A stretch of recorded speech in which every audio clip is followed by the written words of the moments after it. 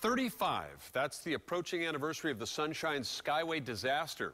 35, that's also the number of people who drove off the bridge into the bay and died after it was struck by an outbound freighter. A St. Petersburg man was so moved by that tragedy that he wrote a book about it, and now he's working to build a long overdue memorial to the victims and heroes of that fateful collision. This is Coast Guard St. Petersburg. Roger, what size is the vessel that hit the bridge, over? You can hardly imagine the terror.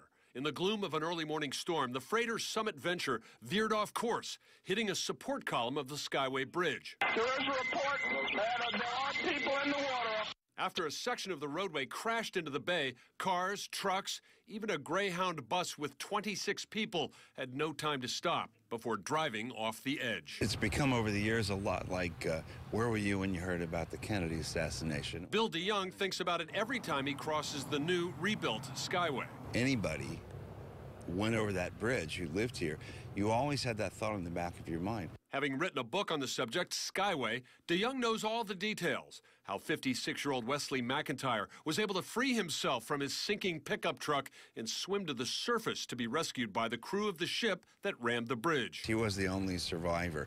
It haunted him for the rest of his life. Wes passed away in 1989, but he never got over it. What DeYoung doesn't understand is why there's no memorial at the site of the tragedy to honor those who died that day. There is a memorial at the bridge for another disaster that struck 4 months earlier at nearly the same location. 23 Coast Guard crew members died when their cutter Blackthorn sank after colliding with a tanker. DeYoung is in the process of forming a non-profit corporation to collect donations for his project he believes is long overdue. It just surprised me that nobody thought of it earlier. 35 years is a long time. Well, DeYoung is still gathering ideas for the size and scope of the memorial through his website, BillDeYoung.com, though he expects it'll cost about $10,000. We'll let you know when the nonprofit is formed to start accepting donations.